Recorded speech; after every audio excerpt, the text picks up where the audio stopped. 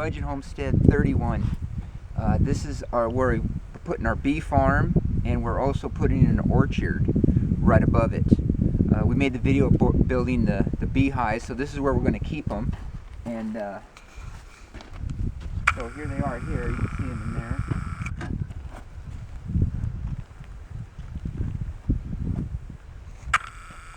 So there's room to grow if the boys or, any of us get really into it. We have room to make more, to put more hives in, so hopefully we can. Everything we build here is off of reclaimed, reused materials that we had here at the property, or stuff we found on the property. This lumber here is cut from a fallen tree, so we just made fence board out of it. The posts are reclaimed. We just dug holes, set the post in, and then framed it in. The wire, we had some barbed wire left over from the project. Even the hinges we made out of some leftover steel that we bent with the torch. And so really stoked about that we did everything from material, we had here. Makes you think when you don't have a big budget what you can use to accomplish your projects. And so it came out cool just by reusing your stuff you have. The reason we put a fence around it is because we have black bears here, not a lot, but from what I was reading, they like to come and raid the honey. So hopefully this deters them. They could probably get in if they really tried, and then they say raccoons like to get into the hives too. So hopefully this keeps out creatures from getting in there.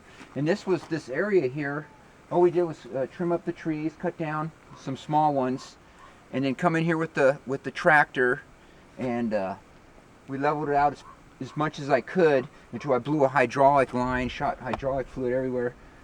So it's got a little slope, but the water can drain. And then coming around here, up here is where the orchard's going to be. So we'll take a walk up there, and the tools we use to accomplish that up there, since it's so steep, you can't get the tractor up there. So we used our rototiller, which it got up there, man. Even though it's steep, it climbed.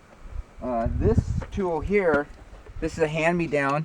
This is a great tool. This is a digging hammer, Bosch. They're really pricey these days, but when this one was made, it was more affordable. But it just has the thing, so you can really dig into this clay up there where you can't get a tractor, your bucket to scoop the stuff. You just got to run power. But man, this thing really kicks ass. And then for digging the post, just a post hole digger, and then a breaking bar to break up that clay. And the metal fence posts, I don't have it here. Those we just pound in, start them with a sledge. And then there's a post driver. It's like a 4-inch pipe with metal bars coming down there, so you come up and then slam the posts in the ground. It's winter still right now, nice day. So we're almost to spring, but the ground's still soft enough to drive those posts in. And then string lines to square up your area, makes it a lot easier. And then stakes to stake out that area, and a shovel, and basically, that's it. So let's take a walk up here. We cut a trail in here, and then this is just from a fallen tree too. We drilled some holes in here and put some rebar in here to hold it, so we can walk up here a little bit easier. Then we just took the digging shovel and cut into the earth with that shovel. Just cut in to make us steps here to come on up. So this is the orchard here. This will have a gate. Swing out, and you'll come in here. We have some leftover fencing. It's 4 foot. It's not really for animals, but deter animals from getting in, and that's what we're doing the fencing for, because there's a lot of deer here, and they'll just get in and raid the orchard here. So these are also just posts reclaimed that we had on the property. We just dug holes. We had some concrete, post-hole concrete. We set them in, and they're set at about 32 feet apart. with these string lines, and then we sank the T-post in about every 6 feet. And then these we found too, they're really rusty. We just cleaned them up a little bit and painted them. And then we used the digging hammer to cut in ledges for the fruit. We'll go in there right now. And then also we found some of this plastic irrigation lines here.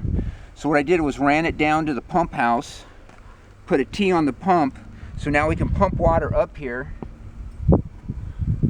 to water this area, and then we'll tee off and put some drip lines to the orchard to really help watering it. So this is going to be a raspberries farm. I did enough room. We can grow about 70 raspberries, red raspberries. So what we did was just cut in to this hillside with the digging hammer, and then just give it a little shelf, and then we rototillered it, and then added rabbit poop, and I had some topsoil salvaged from some planters that I mixed in with it, and then cultivated that all together, and then we're letting it sit here, let it rain on it, and then pack down for the raspberry, so it has a starting point for it. And then for the supports, these are T supports. These are also reclaimed from some demo work we did on the property here, and so are the 2x4s. You just got to pound out the nails. So these are about these are cut out of some beam, but they're about 3x3, and then this is 3x3 inches, and then we're set these about 3.5 feet, 3 feet wide, and we'll put another one down there. And after we plant, we'll run some wire between them to hold the raspberries up.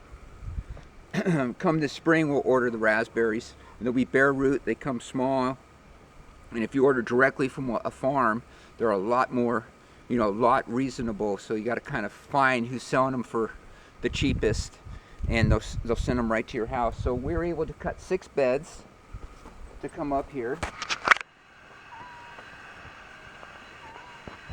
and then we'll cut a trail. You can kind of walk a little bit better. These couldn't go as far because of the rocks that are there.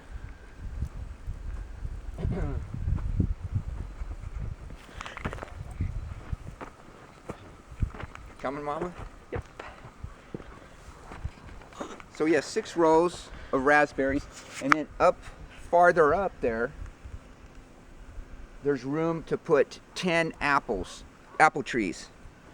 So that's what we're going to put. We dug the holes, and those are going to be the supports, and we also put some cat